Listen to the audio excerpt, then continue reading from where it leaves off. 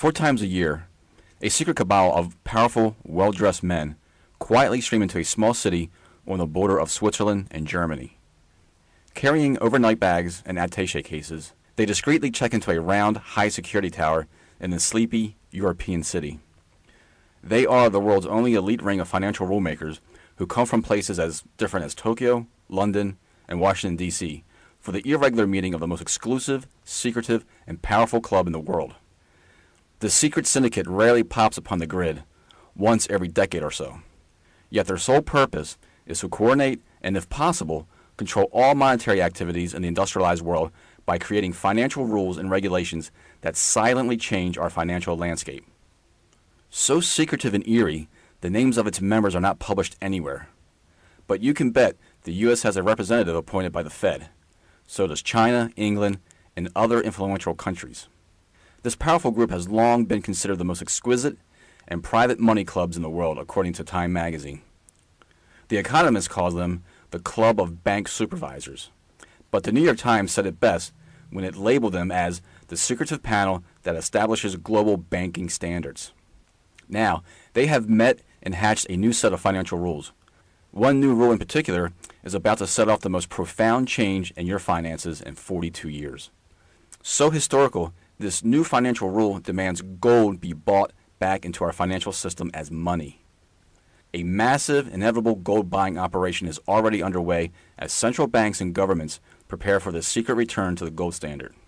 Because even though this is the most significant news for banks and gold prices in over 40 years, only the most connected insiders are positioning themselves for the dramatic changes that are coming.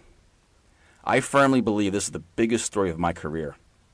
It's also the best opportunity you will ever have to strike it rich. This isn't guesswork. The new gold standard rule is in place. Gold prices are already moving higher. Gold will easily soar beyond $2,000, even $3,000 an ounce, and it has the potential to hand you an easy 670% profit on a golden platter. And all of this is due to the secret cabal's machinations that will set off a series of events starting January 1st, 2013. But if you think you've missed out on the current gold bull market, you haven't, not by a long shot. My name is Brian Hicks. I've put together this short presentation to tell you this fascinating story, why this is a unique and historical situation, who's behind it, and why. And most importantly, how it will increase your net worth over the next 12 months. No one else will tell you about this profitable opportunity, and there's nothing anyone can do to stop the imminent six-fold gold profits you're about to see by early next year. In short, everybody knows gold is a safe investment, but few Americans realize it's about to become even safer and more important than paper currency in the next 3 months. While the secret gold standard story is barely making news, it stands to be the most significant and lucrative gold story in our lifetime. John Butler, managing director of Deutsche Bank in London, agrees. I quote, "And what might be the most underreported financial story of the year will be an important step in the remonetization of gold, and this should be strongly supportive of the gold price. Stay tuned." Thing is, few Americans even realize that there's this powerful secret club that silently cooks up financial rules like the ones that bring gold back into our money system. But on June 18th, the Federal Reserve and the Office of Comptroller of the Currency already issued firm warnings to all banks through its website to implement new rules that make gold a legal currency. I am prepared to tell you right here all I know about this powerful central banking cabal's inner workings and how their actions will lead to the most profitable gold opportunity for investors like you. But first, there are a few things you need to know. This powerful banking cartel is simply known in deep financial circles as the Basel Committee on Banking, because their closed-door meetings are held not in Washington or London or Beijing, but in Basel, a little quiet city in Switzerland near the German border. As the highest authority in banking supervision, it's the committee's role to define capital requirements and banking standards through a set of rules adhered to by all banks on the planet. Yet, through their quiet existence, this banking cabal have only issued 3 sets of banking rules that become the banking mantra. It's the third and newest set of rules that puts gold back in our money system. And according to Bloomberg, this historic ruling will take effect January 1st, 2013. Now, to understand the magnitude, the new banking rules, and gold's re-entry as money, I must take you back a bit. You see, their first set of banking and financial rules, issued in 1988, was called Basel I. The second, issued in 2004, was called Basel II. Both set of rules were issued to help banks maintain a certain level of capital to safeguard against financial meltdowns. Yet, these same rules encouraged banks to hoard toxic mortgage-backed securities and government bonds as money. As you and I know, both set of rules backfired due to the number of crises we've seen since over the last decade alone. These rules created a gaping hole that allowed the entire system to collapse right through it.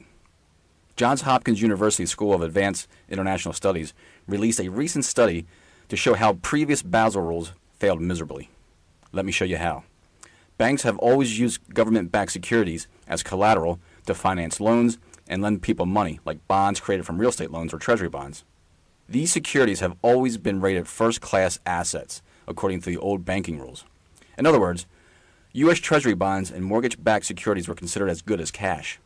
In fact, government bonds and mortgage bonds were better than cash for the banks because banks could hold interest-paying bonds and then make loans that were backed by those bonds. Banks were making money both ways, but as we learned in 2008, there was a fatal flaw in this arrangement. Bonds are basically promissory notes. They are just promises to pay back money that's been lent. And when people stop paying those loans, bonds can lose value quickly, like when mortgage holders started defaulting in 2008. That's why after the collapse of Lehman Brothers in September 2008, banks suddenly lost faith in the value of securities tied to the United States real estate market and government. Without this collateral for lending, the market seized up and the financial crisis erupted. Think about the debt situation in Europe.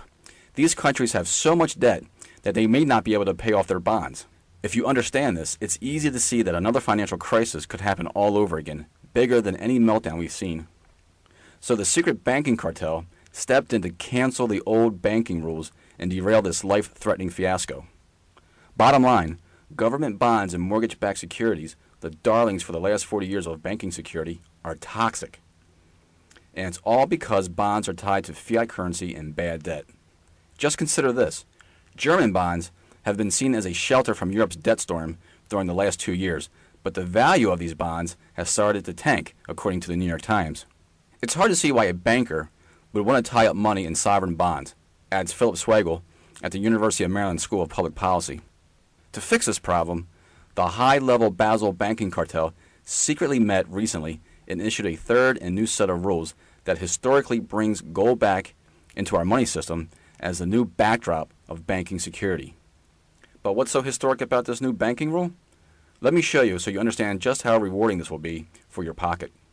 As I said before, mortgage and sovereign bonds were always first-class assets for banking security. But here's what most people don't know. Gold has always been disrespectfully rated a third-class asset. What this means is that banks can use only 50% of its value as capital. So if a bank has $10,000 worth of gold, when it comes time for lending, the gold would be worth just $5,000 as collateral. In other words, the old banking rules cut the value of gold by half of its actual market value. So the more third-class asset a bank holds, the less money it can lend. Banks were discouraged to hold gold as an asset. That's why they flocked to government bonds and mortgage-backed securities. But all that's about to change, and gold will easily double in value because of this new rule. In the next 3 months, things will change completely, and gold will be re-rated as a first-class asset thanks to the influence and financial power of this banking mafia ring. For the first time, banks will be allowed to hold bullion in their vaults and rate it among their first-class assets. In other words, gold will be just as good as money. Reuters quietly reported banks are already preparing for the full implementation of gold's dominance as a new first-class security for banking. This means from now on, physical gold will carry its full weight alongside cash in the global banking system. It will be considered money in virtually the same way as cash or government bonds, or even better. And according to the Federal Reserve, all U.S. banks must adhere to this new banking rule. So it's pretty easy to see that gold is about to get a lot more valuable. But that's just half of this historic story. You see, under the new rules, a bank's first-class asset must rise from 4% to 6% of its total assets, which means banks will have to replace a huge chunk of their existing paper currency with gold. This move will push gold prices even higher and create staggering profits for early investors like you. For one thing, gold performs a major job that no fiat currency or other financial instrument can do. Gold is a safe haven and better collateral than government bonds or cash-based assets tied to devaluing currencies. Here's the thing. In 1913, the U.S. dollar was, well, a dollar, and gold was $20 an ounce. Today, almost 100 years later, the dollar has lost 95% of its purchasing power, while gold has soared 8,000%. The biggest gold buying spree we've seen over the last 4 decades is going on right now, as banks have begun to stockpile more of it. In fact, the World Gold Council revealed net central bank purchases in 2011 exceeded 455 tons, the largest purchases since 1965. And it reported banks will purchase 700 tons of gold for this year alone, all in preparation for gold's re-entry into our financial system as real money, a covert operation instigated by the most powerful financial alliance in the world. Let me tell you more about this powerful, little-known banking cartel, who they really are, and how on earth it's possible for them to take such a historic stance on gold's re-entry into our money system. You see, membership to this club is restricted to a handful of powerful men who determine the daily interest rates, the availability of credit, and the money supply of the banks in their own countries. Let me be clear, this group has nothing to do with the yearly and well-publicized meetings of CEOs, billionaires, politicians, and journalists who gather at the Economic Forum in Davos, Switzerland. In fact, politicians are not welcome into this club. No surprise, Fritz Lutweier, former head of the secret alliance, once said, "I have no use for politicians. They lack the judgment of central bankers." The Basel banking syndicate I'm referring to is far more exclusive. This group was secretly established by the central bank governors of the G10 countries at the end of 1974 to regulate banking activity. That's why former IMF managing director Pierre-Paul Schweitzer called them the best club in the world.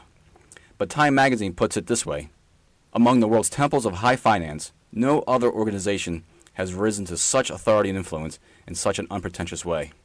According to Edward J. Epstein, investigative journalist and former political science professor at Harvard, who researched the dark corners of this secret club and toured its headquarters, they sought complete anonymity for their activities.